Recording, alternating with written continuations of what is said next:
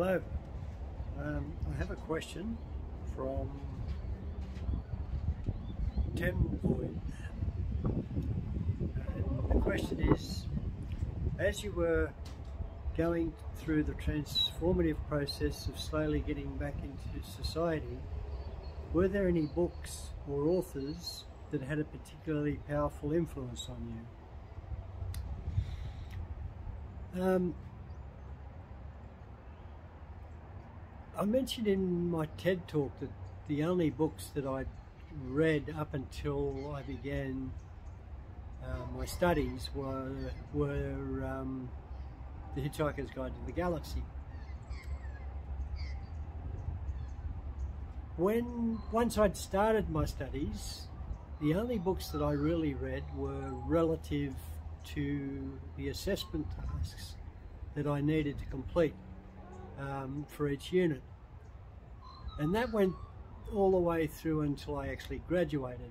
I never really read anything outside of what I needed to do, and they were mainly to do with sociology, textbooks, and that's about it. I often get asked, if I'm having a conversation with someone, I'll often get asked if I've read this book or if I've heard of that author.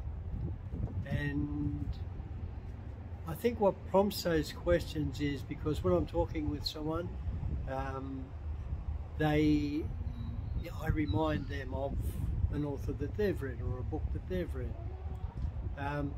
To this day, I haven't really read anything outside of my study area, my discipline area. I did,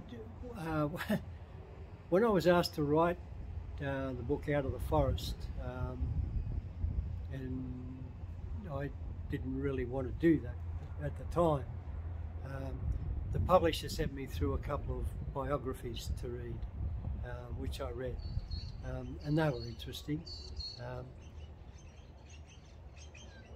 I think the premise of the question being asked is, what are the influences? How do you, or how does one find the motivation, the drive to move forward? And again, I mentioned in another talk that I gave some time ago that I was a rough sleeper, but I was a busy rough sleeper. What I meant by that was, it doesn't matter what you do, but it's important to have something to do. It gives me purpose. It gives us purpose. It could be art.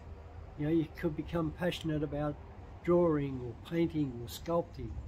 It could be reading, and drawing that inspiration from other authors.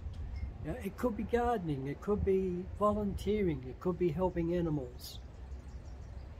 It's just about having a passion and being able to get up in the morning and want to do something and feel that you're actually achieved something when you go to bed at night.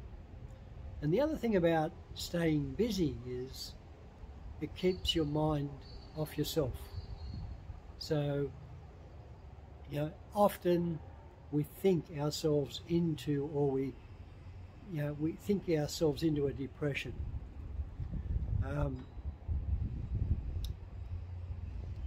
But we can't necessarily think ourselves out of a depression. Okay?